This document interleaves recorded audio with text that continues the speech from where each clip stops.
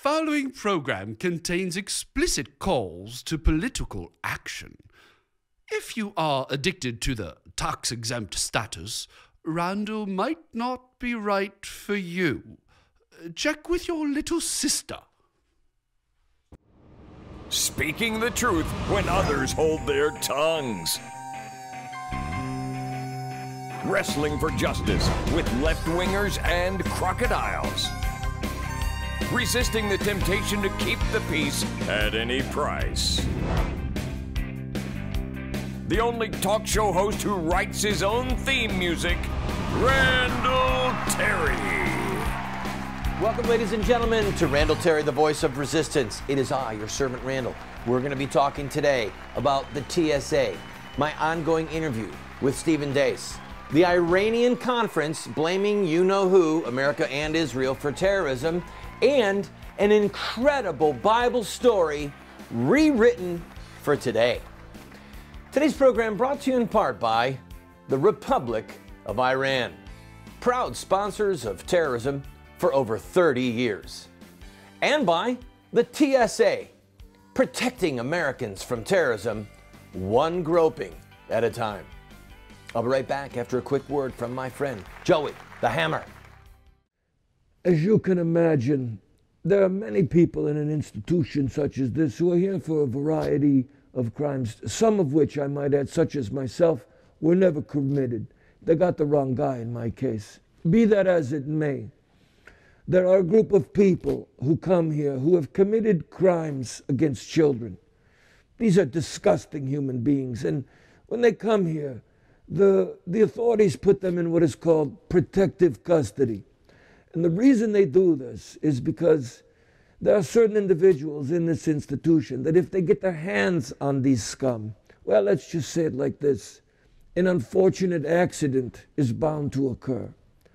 On the outside, well, you've got groups like Planned Parenthood. This is a criminal syndicate, and they are perpetuating these crimes against little boys and against little girls. And I just often wonder, what would happen if some of those people came here? There's a group of men, I assure you, who would love to greet them.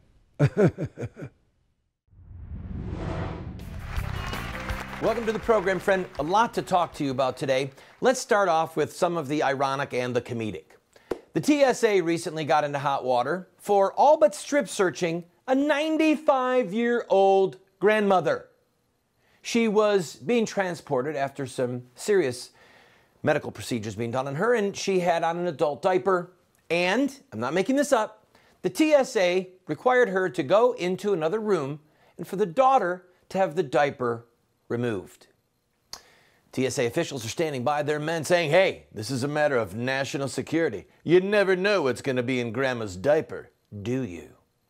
Governor Rick Perry, he has once again introduced a bill, I'm not making this up, that it would be a crime for a TSA agent, and I apologize for those of you who are scandalized by the words that I'm about to use, but they're actually in the bill, okay? For a TSA agent to touch the genitals, the breasts, the buttocks, or the anus of any passengers that are going through a Texas airport. Well, TSA officials have said if you were to pass such a law, Texas, guess what? You've got a lot of grounded flights. Because if we want to touch someone in those areas, and they get on one of the planes, that plane is not leaving if you haven't let us grope them. All right, speaking of groping, the TSA has also just announced, and again, I'm not making this up, that terrorists will probably soon be using bomb implants.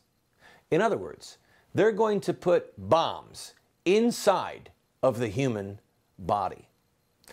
Now, the problem with that is this. All of the screening devices that are commonly being used, not to mention the hands of those TSA employees covered with latex gloves, that the current ability to discern explosives is only on the skin.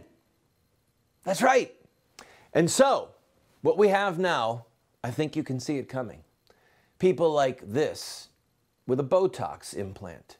Yes, could that Botox actually be C4? Or breast implants, buttocks implants. All of these implants could be the result of some incredible mastermind terrorist. When the news broke, there was a sudden wave of job applications from young college men and middle-aged men in their 40s who were recently divorced. One of them interviewed said, and I quote, "If America is groping for her security, I am here to serve." Close quote. Well, all kidding aside, when Iran hosted recently a conference on terrorism, over 60 nations attended. Now, in case you don't know, Iran is the #1 state sponsor of terrorism on the U.S. list, at least, in the world, okay? Arguably, Saudi Arabia should be on that list, and it is not because of certain oil relationships, House of Bush, House of Saud.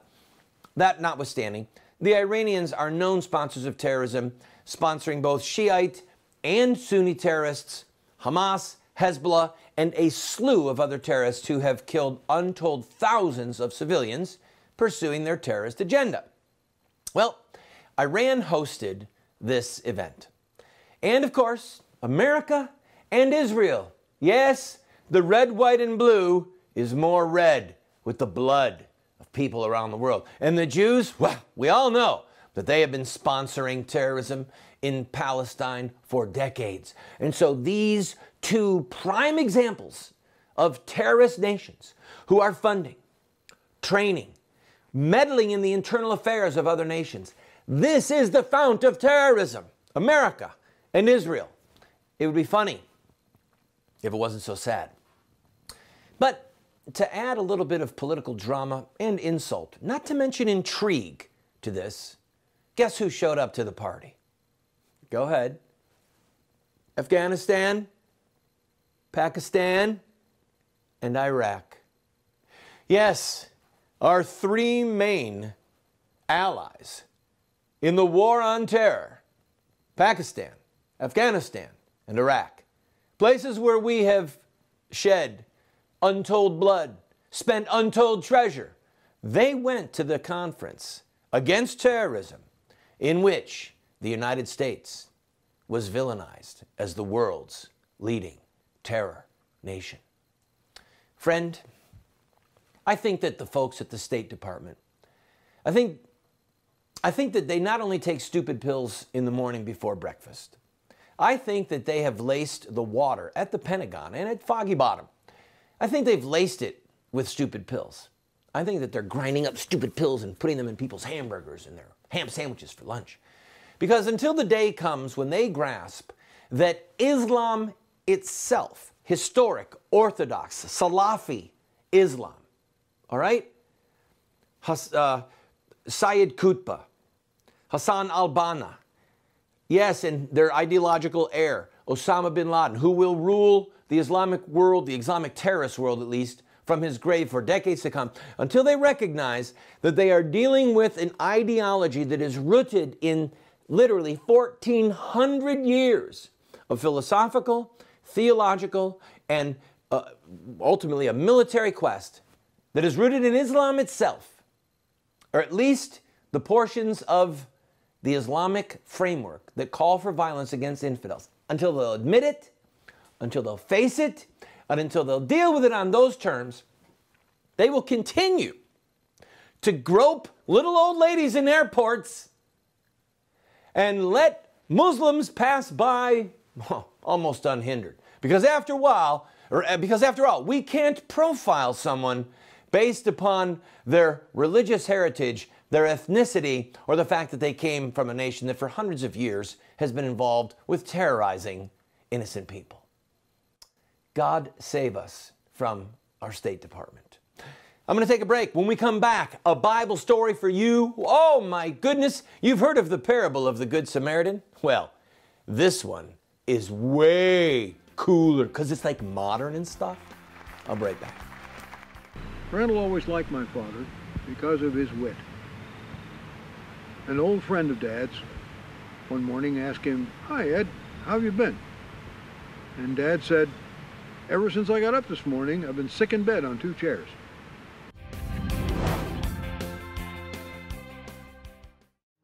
moments with Moses. And I will scatter you among the nations, and I will unsheathe the sword after you. And your land shall be a desolation, and your cities shall be a waste.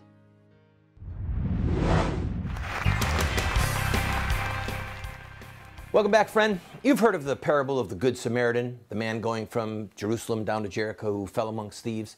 Well, if it was written today, it would go something like this.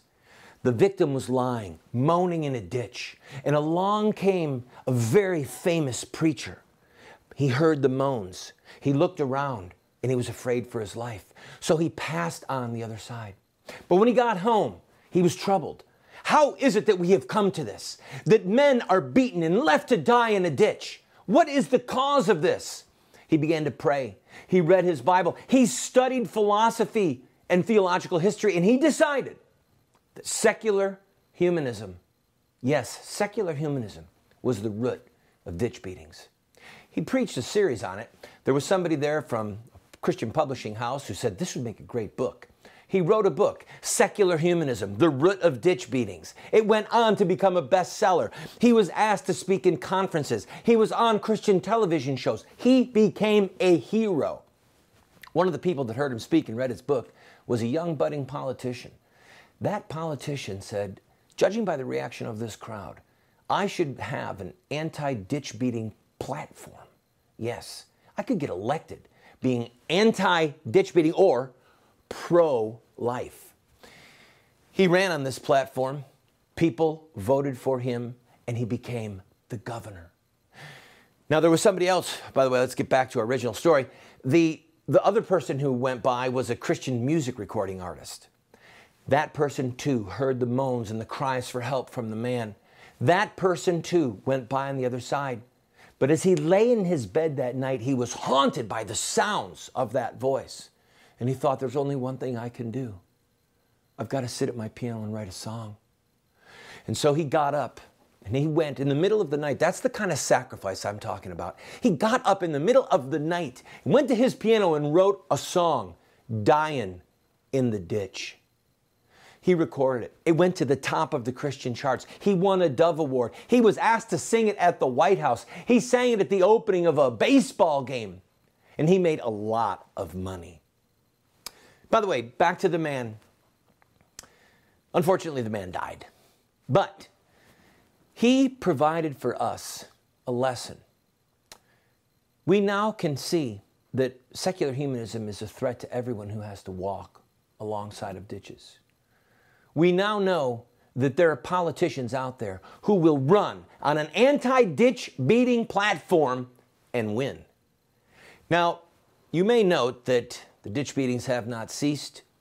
You may note that even though the books are selling and the sermons are being preached and the songs are being sung, the ditch beatings continue. Well, that's just the price that you have to pay to be theologically sound, but behaviorally treacherous. I'm going to take a quick break. When we come back, I'm going to talk again with Stephen Dace on how the religious right got into this mess. He's got a book coming out soon called We Won't Be Fooled Again. You're going to like this interview. And by the way, are you the preacher? Are you the singer? Or are you the really good Samaritan who goes to the place of risk and goes to where the ditch is and saves your neighbor's life? Because that, my friend, is what it means to love your neighbor as yourself. Don't sing to me. Don't preach to me. Get off of your hind end and save the person's life. I'll be right back. Don't beat me no more, Mr. President. Don't beat my body no more, Mr. President. I'll obey you. Democracy is a very bad form of government, except for all the others that have been tried from time to time. Sir Winston Churchill. Welcome back to the program, friend. In yesterday's broadcast, I was right in the middle of my interview with Stephen Dace over how the religious right has gotten into this mess. We had to cut it off, so we're going to back up a few feet, pick it up where we left off. Listen to this, listen and learn. God says, I am a jealous God. I will not share my glory with another. Yes. I'm not going to share my glory with the Republican Party. I'm not going to share it with a church denomination. I'm not going to share it with a leader, a movement, or a country, or a flag. Well, just All right? picture God in heaven saying, hey, we've done some polling. Yes. And I'm not really popular down there right now, so don't quote my commandments. That's right.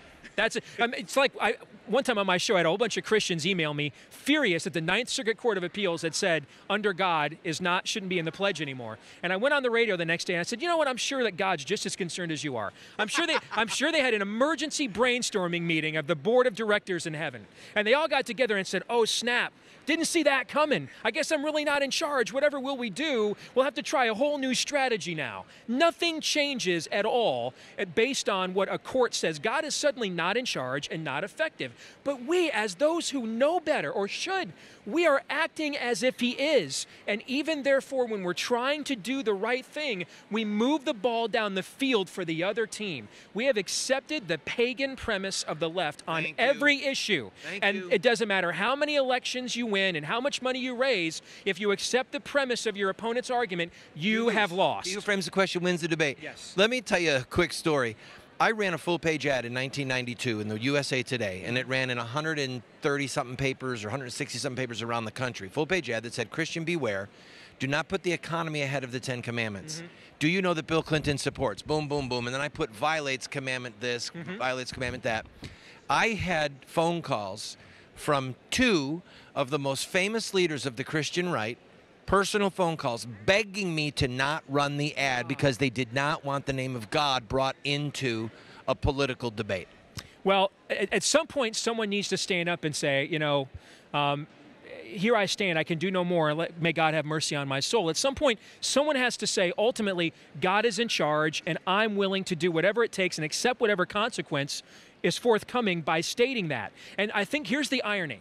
You know, there's a great scene in Indiana Jones and the Last Crusade that I think perfectly illustrates what I'm talking about. It's when he needs to recover the Holy Grail for his dying father. And there's a chasm, and he knows he can't cross it on his own, but there's supposed to be a bridge there, and he's not sure what to do. So he takes one step on faith, thinking, I've got a choice, all right? If I stand here, my dad is dead, you know? So it's my life for his. So he takes a step, and then what happens? He takes that initial step of faith, and the bridge appears. Right. That's right. And I think God is just waiting for us to take a few of these baby steps so that he can be manifested and glorified, but we will not do it. And we put all of our faith in our civic or materialistic we don't want to be institutions. embarrassed. We don't want to be embarrassed by saying the name of God or Jesus. We want to talk their language. Yes, I think that comes from here's one thing, two things I've learned the last few years being involved in politics and doing broadcasting. One, the only political party in America that hates true Christians more than the Democrats is the Republicans. I've learned that. They just detest us. I have been attacked twice in races and had $1 million spent against me in Florida and probably $400,000 or $500,000 in New York by the Republicans. Yeah. As I was a Republican, and they spent money to break my back rather than see me get elected. Yeah, I mean, they have the most vested interest in maintaining this self-righteous scam, so they're going to hate people like you. And you know, and the other thing I mentioned, I receive their hatred as a badge of honor. Thank you. You should. The other thing I've learned too is no one needs validation from the world more than Christians do. And until that changes, nothing else is going to change. Please tell me that you accept me. I just want a place at the table. I'll leave you with one great example. Justin Bieber a few months ago did an interview. I think it was with Conan O'Brien. No, it was with Church Lady. I saw it on Saturday Night Live. Yeah, and he starts talking about how, you know, he's pro-life, okay? And I must have gotten 50 emails from Christians in Iowa because they felt some personal validation that this 14-year-old kid with a bad comb-over says that God's law is true, even though, and then in the same argument, he turns around and says he's for the government deciding who lives and dies with state-sponsored health care. But we're so eager to be validated by the culture that any morsel, you know, we don't want to touch the hem of Jesus' garment. We want the table scraps from Caesar. And my friend, until that changes, nothing else will. I really believe that the evil we see in our culture is a judgment against us. If you go back and you look at the Old Testament and God's people in the nation of Israel, Judges, Book of Judges in particular, he often uses what the self-righteous hypocrites most revile to judge them with. What they're the most self-righteously accusatory with, he uses it to judge them, to judge their own self-righteousness. And if you want to know why the homosexuals are winning, if you want to know why all those Republicans you just voted for went ahead and voted to fund Planned Planned Parenthood again. This is why. This is right out of Romans 1. We are not incurring the wrath of God by disobeying him. We are living in it now. This is what it looks like when a common grace is removed from a culture. This is what it looks like. It looks like the United States of America today. And that also means, by the way, that there is not a lot of time left. Not a lot of time left to get that blessing back. There is a coming ash heap. There's rubble coming. We'll have more of my interview with Steve Deace on the next broadcast. By the way, before I take this quick break, I got an email yesterday that talked about an all-star pro-life lineup for speakers. And I thought to myself, all-star pro-life? We haven't won anything. How can you be an all-star when you're a loser? I'll be right back.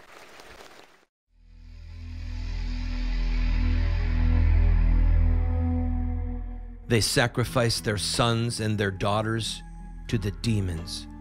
They poured out innocent blood, the blood of their sons and daughters, whom they sacrificed to the idols of Canaan, and the land was polluted with blood.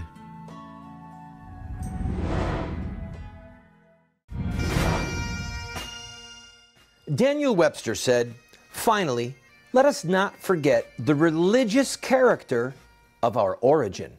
Our fathers were brought hither by their high veneration for the Christian religion. They journeyed by its light and labored in its hope. They sought to incorporate its principles with the elements of their society and to diffuse its influence through all their institutions, civil, political, or literary." Friend, that is our heritage. Now, I'm a pro-life activist. I'm a Tea Party activist, but you know what? I'm a Christian first.